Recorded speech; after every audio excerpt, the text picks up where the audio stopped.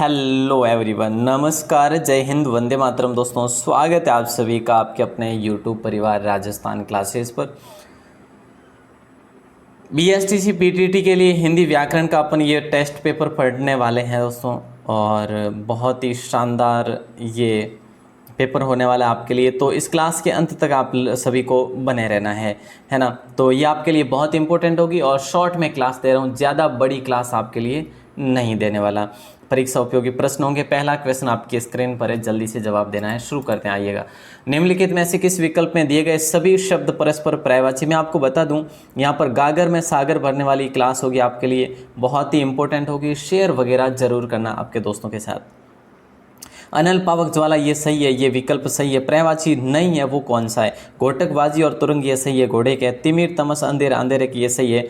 अपूर्व अनूठा और अव्यगत, ये अलग है। देखिए, अपूर्व और अनूठा जो है ना, ये तो अनुमान के पर्यायवाची है, और अव्यगत जो है ना, ये अव्यगत अतिथि का पर्यायवाची है। तो इसमें असंगत हो जाएगा अपना डी ऑप्शन, ठीक है। अगला क्वेश्चन, निम्न में से कौन सा विलोम युग्म गलत है? ऐसे क्वेश्चन आपको एग्जाम में पूछे जाएंगे दोस्तों। तो निम्न में से कौन सा विलोम युग्म गलत है? तो आप सभी का राइट आंसर होगा इच्छा अनिच्छा। देखिए, कौन सा युग्म गलत है? इच्छा का अनिच्छा तो सही है। उपयोग का दुरुपयोग, ये गलत है। उचित अनुचित सही है। उदय अस्त सही है। देखिए, उपयोग का अपन कह सकते हैं कि भाई उपयोग का तो क्या कहेंगे, मतलब अनुपयोग कह लेंगे, है ना, अनुपयोग कह लेंगे। और दुरुपयोग का सदुपयोग कह लेंगे, है ना। तो ये इस प्रकार से होगा, जबकि ये गलत है। बी ऑप्शन सही होगा यहाँ पे। नंबर 113, मतलब आज का तीसरा क्वेश्चन है। जिसका मूल्य न आंका जा सके, वाक्यांश के लिए सार्थक शब्द कौन सा होगा? जिसका मूल्य न आंका जा सके, वाक्यांश के लिए सार्थक शब्द होगा अमूल्य, अथा, असाध्य या अल्पज्ञ। तो दोस्तों राइट आंसर ए ऑप्शन हो जाएगा, अमूल्य हो जाएगा दोस्तों, है ना, अमूल्य हो जाएगा। जिसका मूल्य न आंका जा सके, वाक्यांश के लिए सार्थक शब्द होगा अमूल्य। ए ऑप्शन लॉक हो जाएगा दोस्तों, है ना। ए ऑप्शन सभी का सही उत्तर हो जाएगा। अगला क्वेश्चन है, कनक शब्द का समानार्थक शब्द निम्न में से कौन सा नहीं है? देखिए, कनक शब्द का समानार्थक शब्द निम्न में से कौन सा नहीं है? सोना, गेहूं, किरण या धतूरा। कनक शब्द का समानार्थक शब्द निम्न में से कौन सा नहीं है? सोना, गेहूं, किरण या धतूरा। तो राइट आंसर हो जाएगा आप सभी का सी ऑप्शन, किरण हो जाएगा। कनक शब्द का समानार्थक शब्द किरण नहीं है, बाकी सभी है। अगला क्वेश्चन है, वर्तनी की दृष्टि से शुद्ध जो शब्द है ना, वो कौन सा है? वर्तनी की दृष्टि से शुद्ध शब्द जो है वो कौन सा है, उसका चयन करना है आपको। औद्योगिकीकरण होगा, औद्योगिकीकरण करण होगा, गलत है ये तो। उद्योगीकरण, ये भी गलत है। उद्योगीकरण, ये भी गलत है। औद्योगिकरण, ये सही है आपका सी ऑप्शन। यहाँ पे तो सिंपल सा दिख रहा है ना, सी ऑप्शन बिल्कुल सही होगा। नंबर 116, मतलब आज का 6 नंबर क्वेश्चन दोस्तों, है ना। शिक्षक दिवस पर बच्चों ने गुरुजी को उपहार दिया, इस वाक्य में निम्न में से किस कार्य का प्रयोग नहीं हुआ? देखिएगा, शिक्षक दिवस पर बच्चों ने गुरुजी को उपहार दिया, इस वाक्य में निम्न में से किस कार्य का प्रयोग नहीं हुआ? तो आप सभी का राइट आंसर होगा अपादान। अपादान कारक हो जाएगा दोस्तों, है ना। अपादान कारक हो जाएगा राइट आंसर। तो सी ऑप्शन हो जाएगा। देखिए, शिक्षक दिवस पर बच्चों ने गुरुजी को उपहार दिया, अपादान। यहाँ पे क्या पूछा जा रहा है? अगला क्वेश्चन 117 हो जाएगा। देखिए, परछाई शब्द का बहुवचन होगा। परछाई शब्द का बहुवचन होगा, क्या हो जाएगा? देखिए, जल्दी से आंसर देना है सर। इसका तो परछाइयाँ हो जाएगा, बिल्कुल बी ऑप्शन यहाँ पर भी आप सभी का सही उत्तर होगा। और ये एक मतलब परछाई और परछाइयाँ मतलब स्त्रीलिंग शब्द है ना। तो ध्यान रखना, अच्छा क्वेश्चन है और बहुवचन में यही होगा आपका। अगला क्वेश्चन है, आयुष्मान पुल्लिंग शब्द का स्त्रीलिंग क्या होगा? आयुष्मान अगर आप पुल्लिंग के लिए लिखते हैं तो स्त्रीलिंग के लिए क्या लिखेंगे? आयुष्मती, आयुष्मत, देखिए आयुष्मती या आयुष्मानी या फिर आयुष्मनी, ठीक है। तो क्या हो जाएगा यहाँ पे? आपका राइट आंसर आयुष्मती हो जाएगा। ए ऑप्शन को सभी भाई बहन लॉक करेंगे, मानमती होगा, ठीक है। चलो सर, अगला क्वेश्चन अगला है, हो सकता है वह आ जाए वाद्य में कौन से काल का प्रयोग हुआ? हो सकता है वह आ जाए, इस वाद्य में कौन सा काल प्रयुक्त हुआ है? हो सकता है वो आ जाए, तो मतलब कहीं ना कहीं हमें क्या है, संभावना है उसकी, ठीक है। तो संभाव्य भविष्यत काल, वो आ जाए तो भविष्यत काल भी होगा। तो दोस्तों सी ऑप्शन होगा, संभाव्य भविष्य काल होगा। बिल्कुल आसान क्वेश्चन होगा, आने की संभावना बन रही है। अगला क्वेश्चन 120 नंबर क्या पूछा जा रहा है, मतलब कि आज का 10वां क्वेश्चन है कि भाई आवृत्ति मूलक पक्ष का उदाहरण है। आवृत्ति मूलक पक्ष का उदाहरण है, तो सूर्य पुरुष निकलता है, सोहन इंजीनियर है, बच्चा सो रहा है या बालिका लिख रही है। आवृत्ति मूलक पक्ष का उदाहरण सूर्य पूर्व से निकलता है। ए ऑप्शन सभी का सही उत्तर होगा। इंपॉर्टेंट क्वेश्चन था दोस्तों ये। अगला क्वेश्चन आपके स्क्रीन पर है, निम्नलिखित में से कौन से विकल्प में दिया गया वाक्य सरल वाक्य के अंतर्गत आता है, ये आपको बताना है। देखिए दोस्तों, निम्न में से कौन से विकल्प में दिया गया वाक्य सरल वाक्य के अंतर्गत आता है। विद्यार्थी मैदान में खेल रहे हैं, छात्र तो आ गया परंतु छात्रा नहीं आई, पिताजी वहाँ जा रहे हैं जहाँ बुआ जी रहती हैं, इनमें से कोई नहीं। निम्न में से कौन सा विकल्प में वाक्य सरल वाक्य, तो विद्यार्थी मैदान में खेल रहे, ये सरल वाक्य, बाकी मिश्रित वाक्य है मेरे दोस्तों, ठीक है। तो यहाँ पे आप सभी का राइट आंसर ए ऑप्शन, मिश्रित और जो है कोई संयुक्त है, लेकिन अपना सरल ए ऑप्शन हो जाएगा। अगला क्वेश्चन है, निम्न वाक्यों में से विधिवाचक क्या है। देखिए दोस्तों, मैं सुपर फास्ट कर रहा हूँ तो एडवांस्ड भी नहीं बता रहा आज आपको, है ना, और शॉर्ट में ही दूंगा क्लास आपको, ज़्यादा बड़ी क्लास नहीं दूंगा। निम्न वाक्यों में से विधिवाचक वाक्य है, यहाँ मत बैठो, यदि वर्षा नहीं होगी तो हम खेलेंगे, तुम्हें जन्मदिन की शुभकामनाएं, ओहो तुम्हें क्या हो गया। देखिए, निम्न वाक्यों में से विधिवाचक वाक्य वो बताना आपको। विधिवाचक की बात करें, यहाँ मत बैठो होगा, है ना, यहाँ मत बैठो, ये आपका विधिवाचक होगा दोस्तों। अगला क्वेश्चन आपके स्क्रीन पर है, थोड़ा सा बड़ा क्वेश्चन है, परिभाषिक दृष्टि से आपको यहाँ पर इसका सही उत्तर जवाब देना है। देखिए, वाक्य की दृष्टि से निम्न में से कौन सा कथन सही नहीं है। मिश्रित वाक्य में एक उपवाक्य प्रधान उपवाक्य होता है तथा शेष आश्रित उपवाक्य होते हैं, ये सही है। अर्थ के आधार पर वह वाक्य के 8 भेद होते हैं, अर्थ के आधार पर वाक्य के 8 भेद होते हैं, बिल्कुल सही है। जिन वाक्यों में आश्रय, घृणा, हर्ष, शौक आदि के भाव व्यक्त हो उसे संकेतवाचक वाक्य कहते हैं। नहीं साहब, संकेतवाचक तो जहाँ पर संकेत हमें दिखाई देते हैं उसे संकेतवाचक कहेंगे, इसको नहीं कहेंगे, ठीक है। तो दोस्तों उसको तो अपन क्या कह लेंगे, उसको अपन जैसे कि विस्मयादिवाचक भी कह सकते हैं, ठीक है, लेकिन संकेतवाचक नहीं होगा। तो अपना राइट आंसर यहाँ पे सी ऑप्शन हो जाएगा। बिल्कुल अच्छा क्वेश्चन था। अगला क्वेश्चन 125 नंबर, मतलब आज का 15वां क्वेश्चन, विराम चिन्हों की दृष्टि से कौन सा वाक्य अशुद्ध है। विराम चिन्हों की दृष्टि से कौन सा वाक्य अशुद्ध है दोस्तों। मोहन तुम कहाँ जा रहे हो, सुधीर, रितेश और लवेश पढ़ रहे हैं, क्या तुम आज भी बाजार जाना भूल गए, काश मैंने तुम्हें चुना होता। देखिए, विराम चिन्हों की दृष्टि से कौन सा वाक्य अशुद्ध है, तो आप सभी का राइट आंसर होगा ए ऑप्शन दोस्तों, मोहन तुम कहाँ जा रहे हो, मोहन तुम कहाँ जा रहे हो, ए ऑप्शन सही उत्तर होगा। क्योंकि यहाँ पर अगर कहाँ ऑप्शन में आ गया, देखिए कहाँ अगर यहाँ पे प्रयुक्त हुआ है तो इसके पीछे प्रश्नवाचक आना चाहिए। बाकी सुधीर के पीछे ये कॉमा देर का है, रितेश और वे लवेश पढ़ रहे हैं, ये तो सही है। क्या तुम आज भी बाजार, देखिए जैसे क्या आया तो यहाँ पर पीछे प्रश्नवाचक है। काश, देखिए यहाँ पर भी ये आ गया है।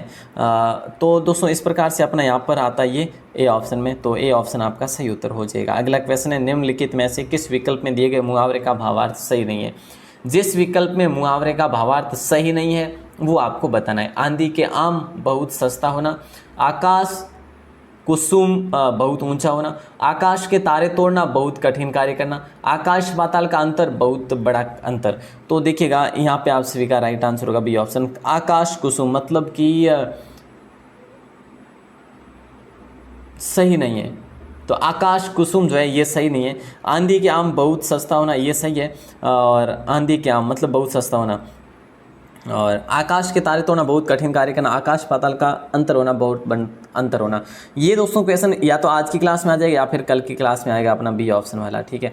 कंट्रोलर जनरल ऑफ अकाउंट्स के लिए सही पारिभाषिक शब्द कौन सा है। दोस्तों आज आपको मैं एक वीडियो दूंगा जिसमें आपको ये भी बताऊंगा कि आपको BSTC एग्ज़ाम अब 3 दिन रहे हैं, 3 ही कहा, हाँ 3 मान लीजिएगा, 28, 29 और 30, 3 दिनों में आप क्या प्रिपेयर करें जिससे कि आपका एग्ज़ाम थोड़ा सा सही हो। अगर आपने कुछ भी नहीं पढ़ा हो या फिर पढ़ा भी है या नहीं पढ़ा, जो भी है, मैं आपके डाउट काफ़ी क्लियर करने वाला हूँ। क्लास से कम दूंगा, वेबसाइट पर आपको ज़्यादा से ज़्यादा मॉडल पेपर हल करवाने वाला हूँ, तो उस पर भी आप लोग विजिट करिएगा। कंट्रोलर जनरल ऑफ अकाउंट्स के लिए सही पारिभाषिक शब्द जो है मेरे दोस्तों, आप सभी का राइट आंसर होगा महालेखा नियंत्रक, सी ऑप्शन लॉक हो जाएगा, है ना, सी ऑप्शन सभी का सही उत्तर हो जाएगा।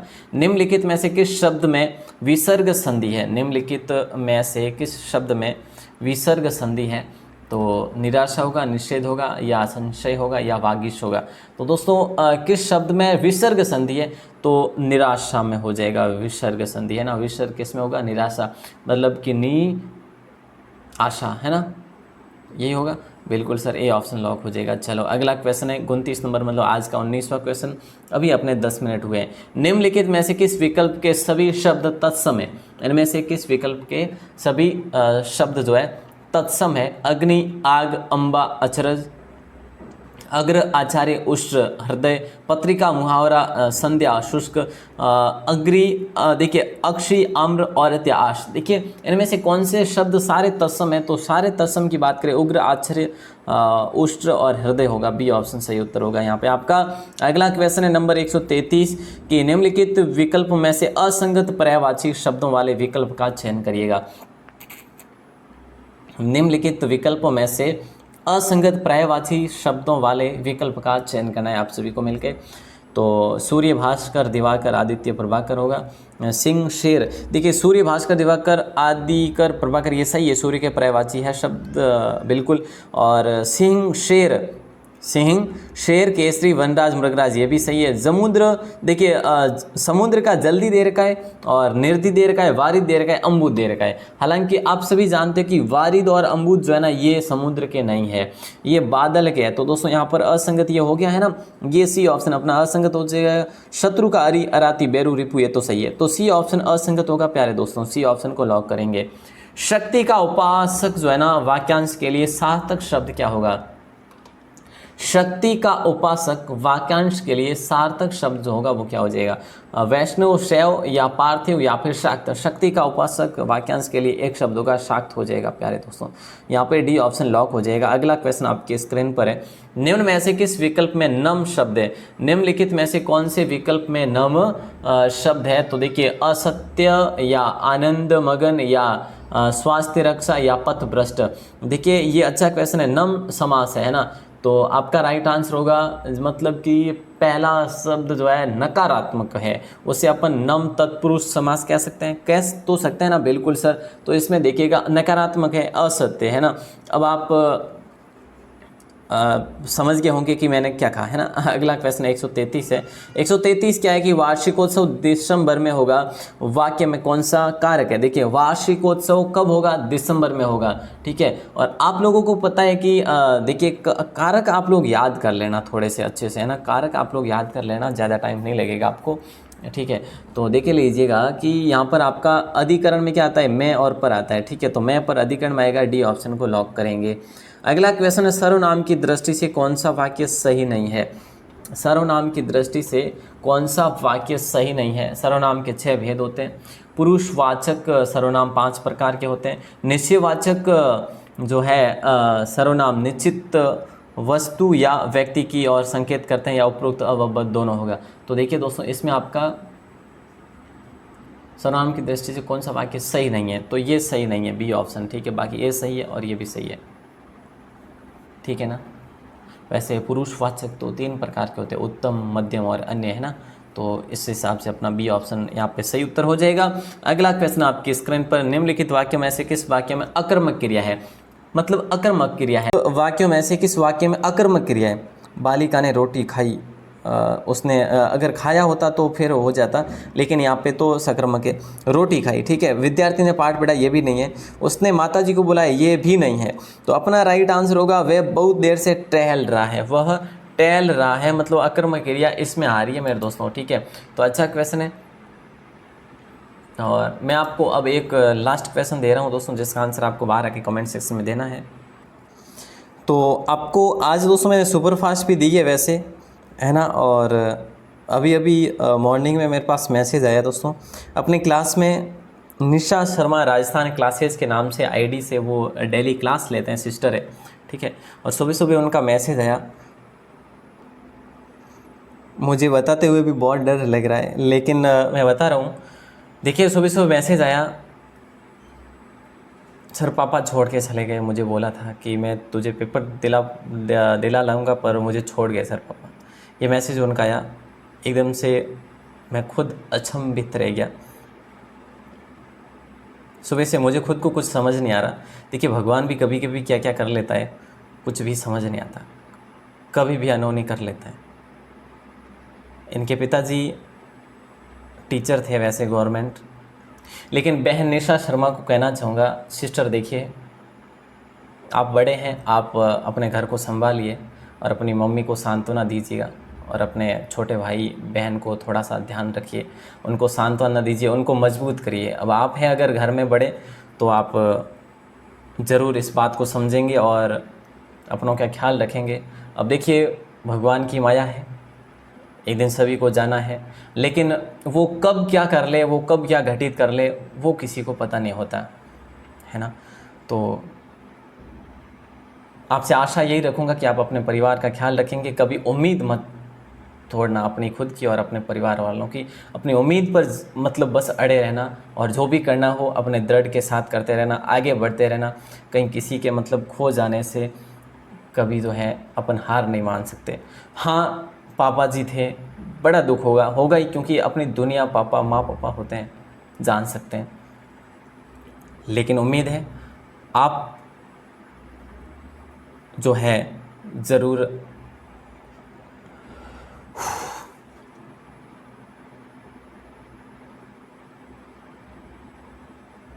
अपनी उम्मीदों पे खरा उतरेंगे। धन्यवाद निशा शर्मा बहन। अगर इस वीडियो को जब भी देखें, आप हमेशा मजबूत रहिए और हमेशा जो है अपनी उम्मीदों पर खरा रहें और अपनी मेहनत को जारी रखें। अभी तो हुआ भी क्या है ना, मेहनत को जारी रखें। दुनिया पे कहीं कहीं पे बहुत पार्ट टूटते हैं, लेकिन वो भी तो है ना बढ़ते हैं आगे, मतलब धीरे धीरे आगे। हाँ, तो समझ सकते हैं आपकी मतलब भावना को, लेकिन धीरे धीरे आप आगे बढ़ेंगे और उम्मीद है कि आप जो है अपने परिवार का भी ख्याल रखेंगे। और दोस्तों, इनके निशा शर्मा सिस्टर के पिताजी को, पिता तुल्य को, इनकी आत्मा को भगवान शांति प्रदान करे, दिवंगत आत्मा को शांति प्रदान करे और परिवारजनों को वज्रपात सहन करने की शक्ति प्रदान करें। धन्यवाद।